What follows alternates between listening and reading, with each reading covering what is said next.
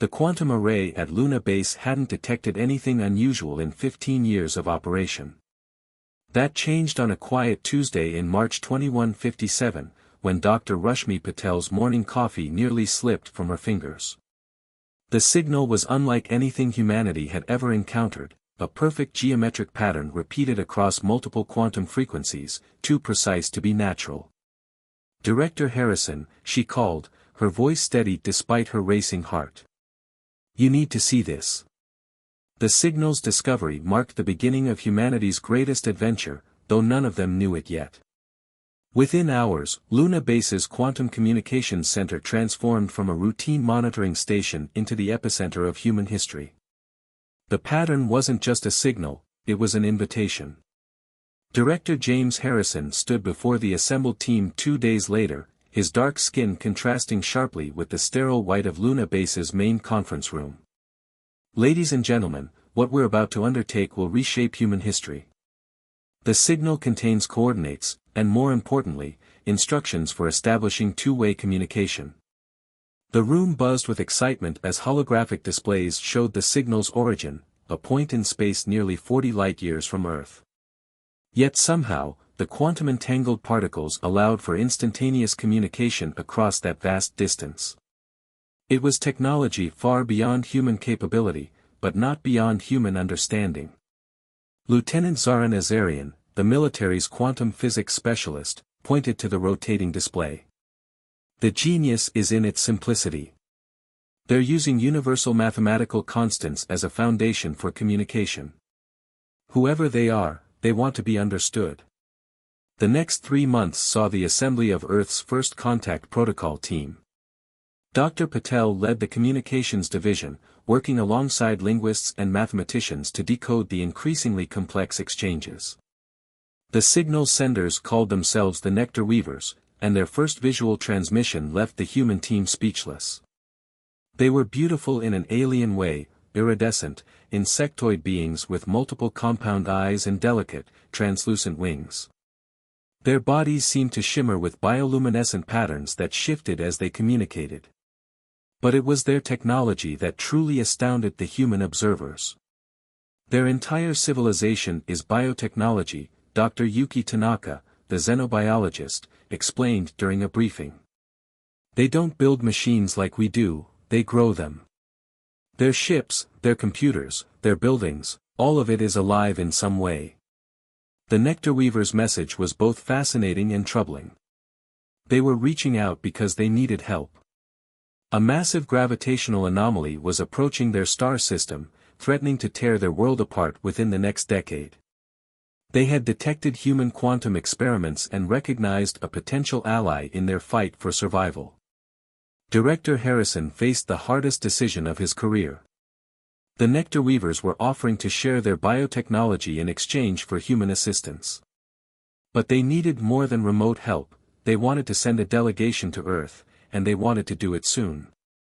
"The risks are enormous," Security Chief Marcus Wong argued during the crisis meeting. "We know nothing about their true intentions or biological compatibility with Earth's biosphere." Dr. Patel stood her ground. "The risk of doing nothing is greater. Think about what we could learn from them, what we could achieve together. They've mastered technologies we've only dreamed of." The debate raged through diplomatic channels and scientific committees. But in the end, the decision came down to a simple truth: humanity couldn't turn its back on a civilization asking for help. The potential benefits far outweighed the risks. Construction began on a specially designed receiving facility in the Nevada desert. The Nectar Weaver delegation would be housed in a massive biodome that could be completely isolated if necessary. Teams of scientists, diplomats, and military personnel trained for every conceivable scenario. Dr. Patel worked tirelessly with her team to refine the translation matrices. The Nectar Weaver's language was complex, relying heavily on mathematical concepts and bioluminescent signals. Human technology struggled to capture the full nuance of their communication. "It's like trying to describe color to someone who's never seen it," she explained to Director Harrison. "Their language isn't just words, it's mathematics, light, and something else we're still trying to understand." They think differently than we do, but that's what makes this so exciting. The day of first physical contact approached rapidly. The nectar weavers would arrive in a living ship, grown specifically for the journey. Human monitoring stations tracked its progress through the solar system, marveling at its organic design and impossible speed. Lieutenant Nazarian's team made a breakthrough just days before the scheduled arrival. Their quantum technology isn't just for communication, she reported excitedly. They've found a way to manipulate spacetime itself. The ship isn't just traveling through space, it's growing a path through it. The revelation sent shockwaves through the scientific community. If the nectar weavers could teach humanity to grow such technology, the stars themselves would be within reach. But first, they had to face the challenge of meeting face to face. The night before the scheduled landing, Dr. Patel stood at the observation window of the Nevada facility, watching teams make final preparations. The biodome stretched before her, a marvel of human engineering built to house beings humans had only seen through transmissions. "Are we ready for this?" Director Harrison asked, joining her at the window. She smiled, thinking of all the late nights, the breakthroughs, the setbacks, and the triumphs that had led to this moment. "I don't think anyone can ever be truly ready for something like this. But we're as prepared as we can be." The director nodded, his expression thoughtful. "Tomorrow, everything changes. For better or worse, humanity won't be alone anymore." As if in response to his words, the quantum array pinged with a new message from the approaching ship. Dr. Patel read it and felt a chill of excitement run down her spine. "They say they're ready," she translated. "They're asking for landing coordinates." The future was about to begin, and humanity stood on the threshold of its greatest adventure. As the sun set over the Nevada desert, teams of scientists, diplomats, and security personnel took their positions. In less than 12 hours, the first nectar weaver would set foot on Earth, and nothing would ever be the same. Dawn broke over the Nevada desert with an otherworldly brilliance. The nectar weaver ship descended through Earth's atmosphere like a living aurora, its bioorganic hull shifting colors in response to the changing air pressure. Inside the facility's control center, Dr. Rashmi Patel watched alongside hundreds of other personnel as history unfolded before their eyes. "Biosensors are picking up extraordinary readings," Dr. Tanaka reported, his fingers dancing across holographic displays. "The ship's outer membrane is actively adapting to our atmosphere. It's literally evolving as it descends." The vessel, nearly 300 meters long, settled onto the designated landing zone with impossible grace. Its surface rippled like liquid metal, then stabilized into a pearlescent sheen. For several minutes, nothing happened. The assembled teams held their breath, waiting. Then, without warning, a section of the hull transformed into a translucent membrane. Through it stepped the first nectar weaver delegation to visit Earth. Their appearance, though expected, still drew gasps of wonder from the human observers. Ambassador Vyx, as they had introduced themselves through quantum communications, stood nearly 2.5 meters tall. Their iridescent exoskeleton shifted colors in complex patterns that the translation matrices struggled to interpret. Behind them came 4 other nectar weavers, each specialized in different aspects of their mission. "Welcome to Earth," Director Harrison spoke through the specially designed translation system. The words were converted into patterns of light that rippled across a display panel. Vyx's response came as a cascade of colors across their body, translated into English by the facility's computers. "We bring gratitude and hope from the Hive Collective of the Seventh Spiral.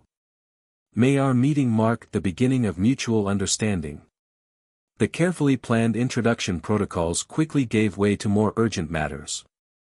The nectar weavers had brought with them samples of their biotechnology, and what they revealed exceeded humanity's wildest expectations.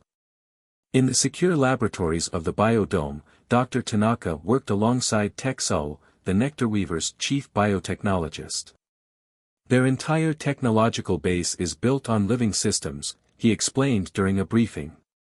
"They don't just use biological components, they create entirely new forms of life designed for specific purposes. Lieutenant Nazarian found herself equally fascinated by their quantum navigation technology. The Nectar Weaver specialist, Keel IP, demonstrated how their ships literally grew temporary tunnels through space-time. "It's not traditional faster-than-light travel," she reported. "They're using quantum entanglement on a massive scale to fold space itself." But it was Dr. Patel who made perhaps the most startling discovery. Working with Mochicat-erpillar, the Nectar Weaver communications specialist, she began to understand that their language wasn't just a means of sharing information, it was a way of sharing consciousness itself. "Their bioluminescent patterns don't just convey meaning," she explained to Director Harrison. "They create a form of temporary neural synchronization. When they communicate, they're literally sharing thoughts and experiences." The implications were staggering. The Nectar Weavers weren't just offering to share their technology, they were offering to share their way of thinking, of experiencing reality itself. But this revelation brought with it new concerns. Security Chief Wong raised the first red flag during an emergency meeting. "We're talking about technology that could fundamentally alter human biology. The potential for weapons development alone is astronomical. How can we be sure this isn't a prelude to invasion?" The concern wasn't entirely unfounded. The Nectar Weaver's capability to manipulate biology at such a fundamental level could theoretically be used to reshape any living thing. Their ships could potentially carry engineered pathogens capable of transforming entire ecosystems. But Ambassador Vyx-na addressed these fears directly. "Their color patterns projected both understanding and determination. We share these concerns. Our own history contains chapters of biological warfare that nearly destroyed our civilization. This is why we seek alliance, not dominion. The threat we face cannot be overcome alone." They shared historical records of their own technological development, including their mistakes and the harsh lessons learned. The Nectar Weavers had nearly destroyed themselves centuries ago through uncontrolled biological experimentation. Their current society was built on strict protocols governing the development and use of biotechnology. Dr. Patel found herself working increasingly long hours with Mochicat-erpillar, developing more sophisticated translation systems. The Nectar Weaver taught her their method of bioluminescent communication, using specially designed interface devices that could replicate their color patterns. "It's like learning to see a new color," she told her colleagues. "Each pattern contains layers of meaning that our words can't fully capture. They don't just communicate information, they share entire contexts, memories, emotions." The breakthrough came during a joint session studying the gravitational anomaly threatening the Nectar Weaver homeworld. As human and alien scientists shared data, Dr. Patel realized something extraordinary. The Nectar Weavers weren't just sharing information about the threat, they were sharing their experience of it, their fear, their hope, their determination to find a solution. "They're not just asking for our help," she reported to Director Harrison. "They're inviting us to join them in experiencing the universe in a completely new way. This isn't just about saving their world, it's about transforming our understanding of life itself." As the first month of direct contact drew to a close, humanity stood at a crossroads. The Nectar Weaver's biotechnology offered solutions to many of Earth's problems: climate change, disease, energy production. But accepting their help meant accepting fundamental changes to human society and perhaps to human biology itself. Director Harrison sat in his office late one night, reviewing the latest reports. The Nectar Weaver ship pulsed gently in the darkness outside, its bioluminescent patterns a reminder of just how far humanity had come, and how far they still had to go. "We're ready for the next phase," Dr. Patel said, entering his office. "The Nectar Weavers want to show us something. Something they say will help us understand exactly what we're facing." The director nodded, knowing that whatever came next would change humanity forever. The question was no longer whether to proceed, but how to ensure humanity could retain its identity while embracing such fundamental change. Outside, the desert stars seemed to pulse in rhythm with the Nectar Weaver ship, as if the universe itself was holding its breath, waiting to see what would emerge from this unprecedented meeting of minds and cultures. The holographic display in the central chamber of the biodome showed a nightmare in motion. The gravitational anomaly approaching the Nectar Weaver home system had accelerated beyond all predictions, its dark mass twisting spacetime like a cosmic serpent. Lieutenant Nazarian's face was illuminated by the sickly purple glow of the projection as she delivered the news. The anomaly's velocity has increased by 300%, she reported, her voice tight with concern. At current speeds, it will reach the Nectar Weaver system in 14 months, not the 5 years we originally calculated. Ambassador Vyxna's crystalline exoskeleton flashed patterns of deep crimson, a sign of extreme distress that needed no translation. Our predictions failed to account for the quantum wake effect, they communicated through the narrowfine translation matrix. The anomaly is drawing energy from the quantum fabric of space itself. Dr. Patel watched the patterns ripple across Vyxna's surface, reading the subtleties that the translation computers missed. After 3 months of intensive study of Nectar Weaver communication, she could sense the fear beneath the ambassador's careful diplomatic patterns. "Show them," Vyxna commanded, and their biotechnology specialist, Texul, stepped forward.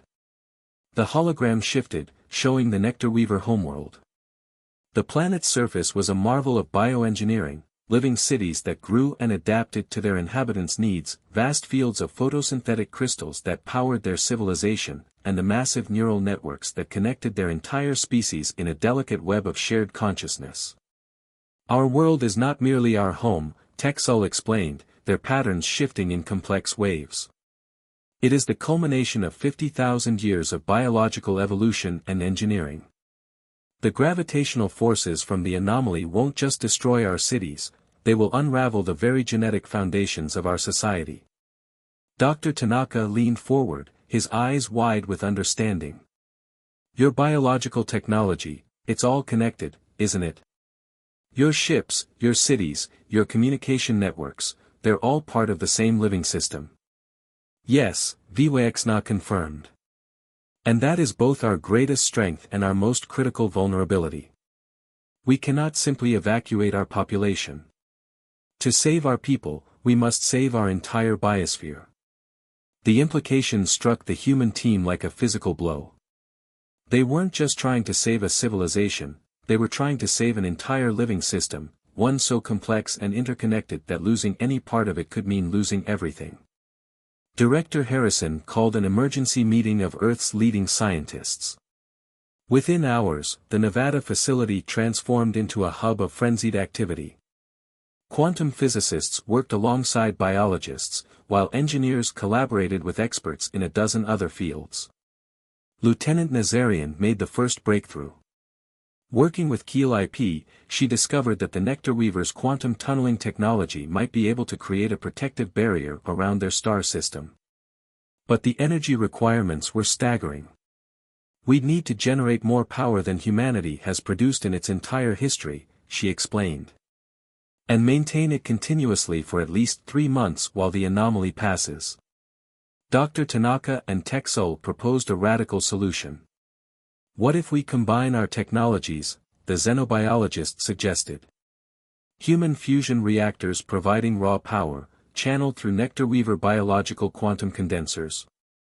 The idea was unprecedented.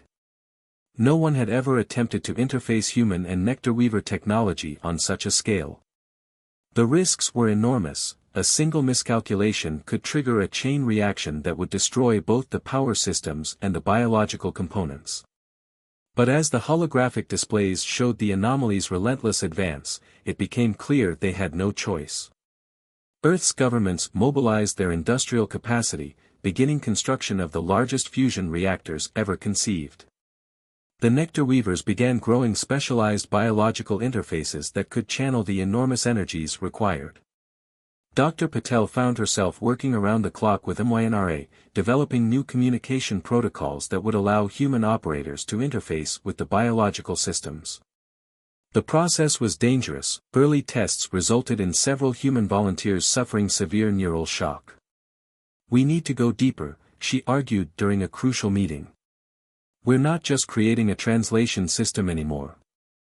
We need true integration between human and Nectar Weaver consciousness. Security Chief Wong objected immediately. You're talking about fundamentally altering human neural patterns. Where does it end? How much of our humanity are we willing to sacrifice? The debate raged until Ambassador Vyxna intervened, their patterns displaying a complexity of emotion that stunned even Dr. Patel. We understand your fears. They mirror debates within our own society when we first began our journey into biological technology.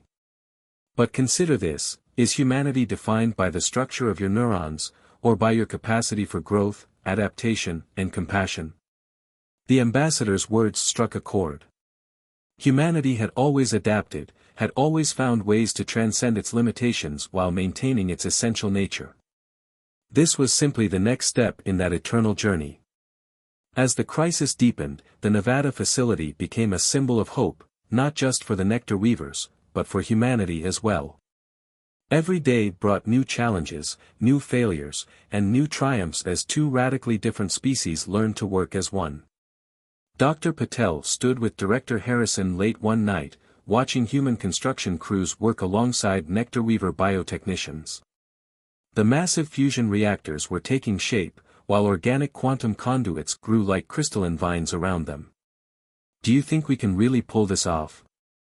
Harrison asked, his voice heavy with the weight of responsibility. Dr. Patel thought of everything she'd learned from the Nectar Weavers, of how they saw the universe as an interconnected living system.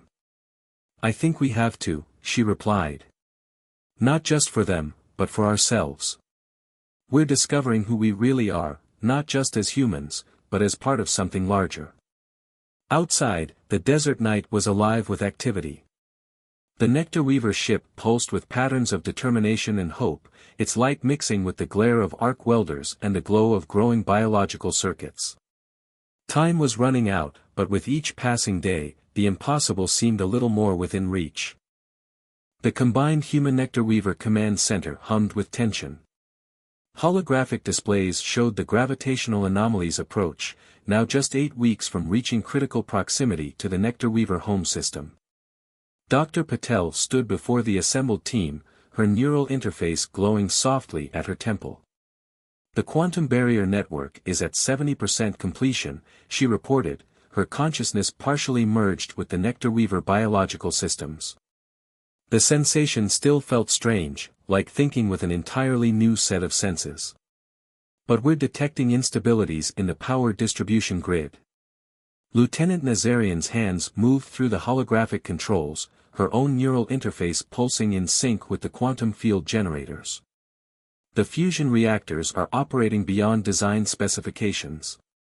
We're pushing nearly twice the power through the biological conduits than we originally planned.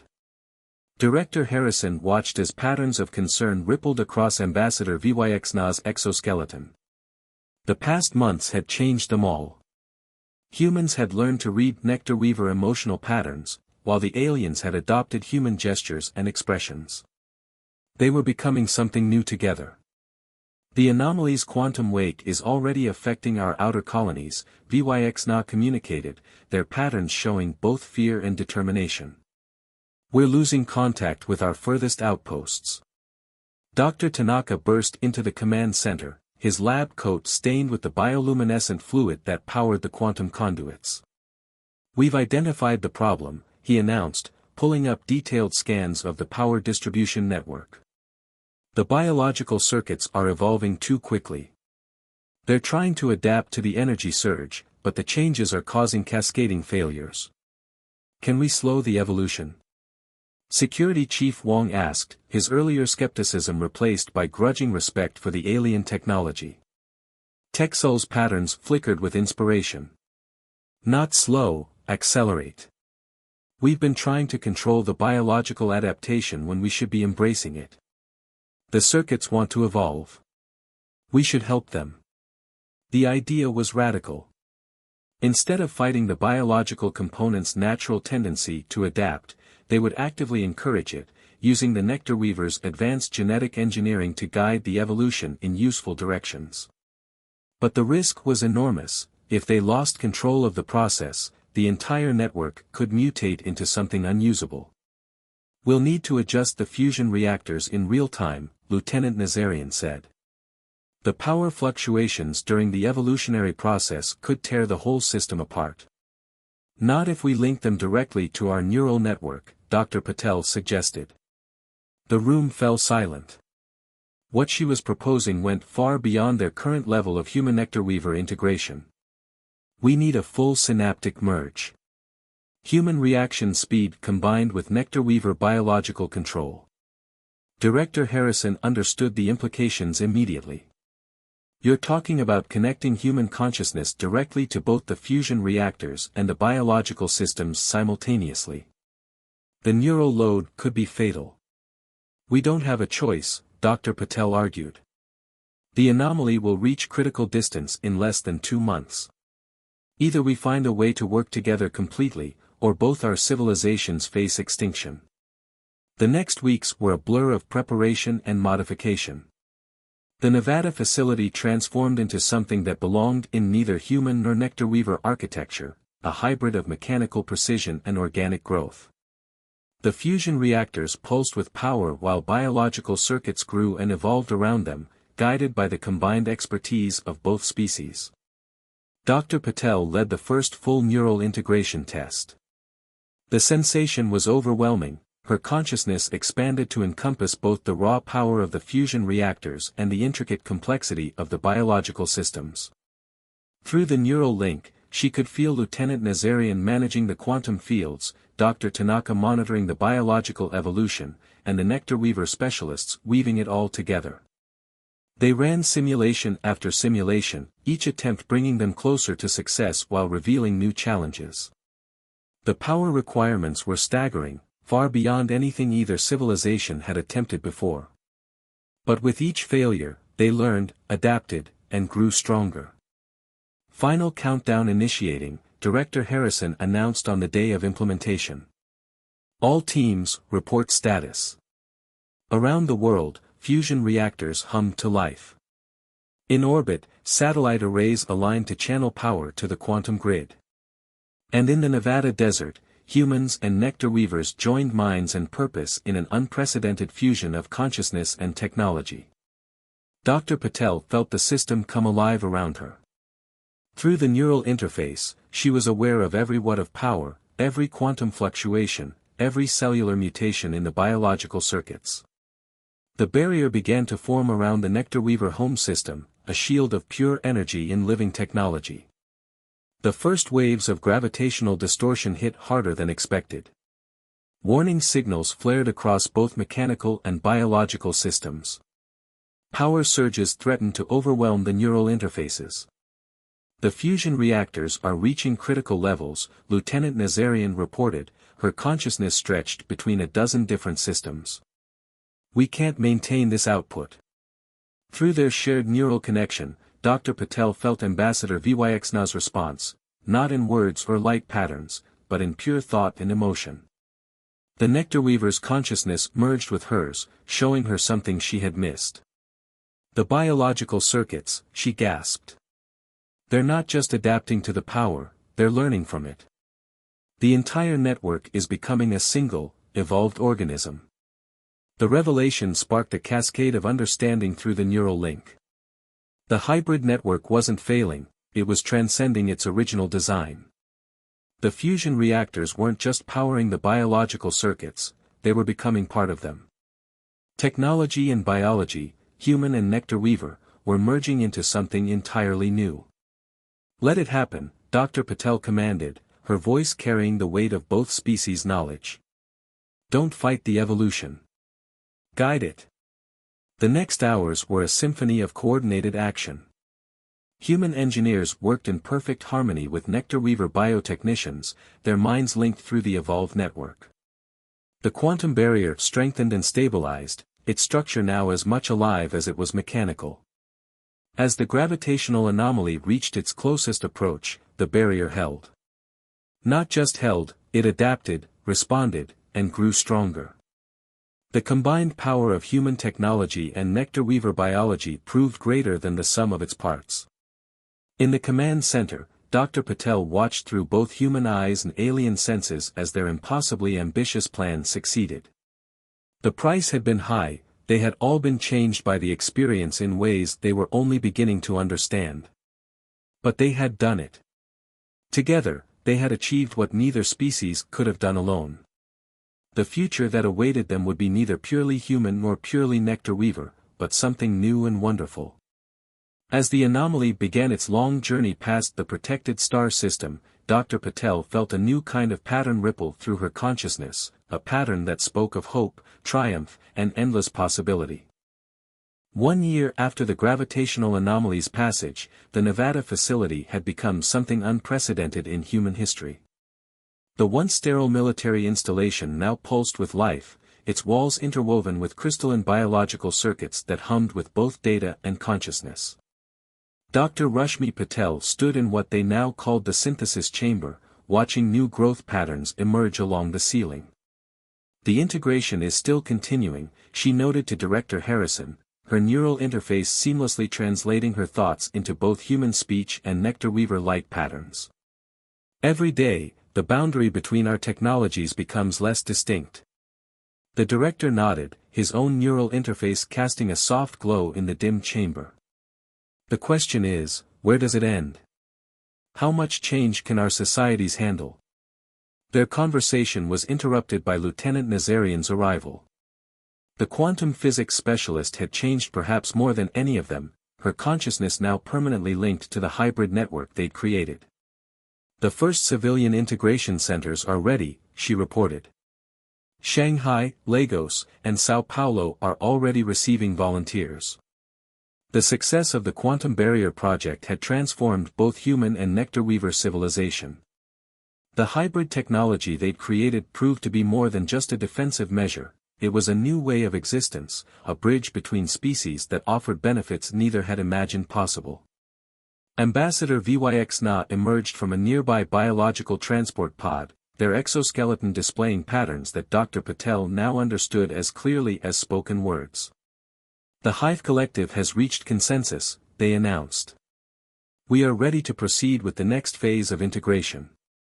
Dr. Tanaka joined them, his lab coat now made of living fabric that adjusted to his body's needs. The medical applications alone are revolutionary, he said, projecting data through his neural interface. Cancer rates have dropped to near zero in integrated communities. Human longevity has increased by an estimated 40%. But not everyone embraced the changes. Security Chief Wong, who had chosen to remain unmodified, represented a significant portion of humanity that viewed the integration with concern. We're losing something fundamental about ourselves, he argued during the Global Security Council. How much of our humanity can we sacrifice before we're not human anymore? The debate raged across Earth. Some nations embraced the new technology enthusiastically, while others imposed strict limits on its use. The nectar weavers, drawing from their own historical experience with biological transformation, counseled patience and understanding. Change must come from choice, not necessity, Ambassador Vyx-Na advised the United Earth Council. We learned this lesson through our own evolution. Force the change, and you breed resistance. Allow it to grow naturally, and you nurture understanding. Dr. Patel found herself increasingly acting as a bridge between the two perspectives. Her experience during the crisis had given her a unique understanding of both the benefits and the costs of integration.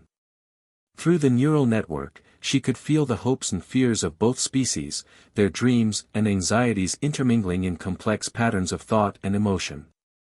We're not losing our humanity, she explained to a group of concerned citizens. We're expanding it. Every step in human evolution has been met with fear, the first use of tools, the development of agriculture, the Industrial Revolution. This is no different.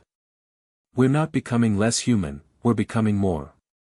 The proof of her words could be seen in the new generations born into the integrated world. Children grew up understanding both human speech and nectar weaver light patterns. They played in parks where the equipment was alive and responsive to their needs. They learned mathematics and science through direct neural interfaces while maintaining their individual creativity and emotional development. In orbit, the first hybrid space stations took shape, living habitats that combined human engineering with nectar-weaver biological adaptation. These became the launching points for a new era of space exploration, as ships grown from the combined knowledge of both species prepared to venture beyond the solar system. The nectar-weaver home system, now protected by the permanent quantum barrier, opened itself to human visitors. The first human delegates described cities that seemed to dream, buildings that thought, and a society where the line between technology and life had long since disappeared. Director Harrison stood with Dr. Patel on the observation deck of the Nevada facility, watching the sunset paint the desert sky in colors that reminded them of nectar-weaver communication patterns. "Did you ever imagine it would turn out like this?" he asked. She smiled, feeling the pulse of the hybrid network that now spanned 2 star systems. Through it, she could sense the countless minds working together, human, nectar-weaver, and everything in between. "I imagined we would save their world," she replied. "I never dreamed we would build a new one together." The biological circuits in the walls hummed in harmony with her thoughts, their patterns telling a story of transformation and hope. Outside, a new generation of hybrid ships prepared for their first faster-than-light journey, their living hulls containing the dreams of 2 civilizations united in purpose. Ambassador Vyxna joined them, their patterns displaying the complex emotion that humans had come to know as profound satisfaction. "We came to you seeking salvation," they communicated. "Instead, we found partnership."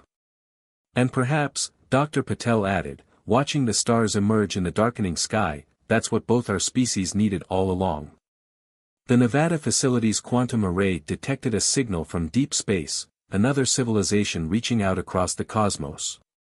Human and nectar-weaver consciousness merged seamlessly as they prepared to respond, ready to share their combined wisdom with the galaxy.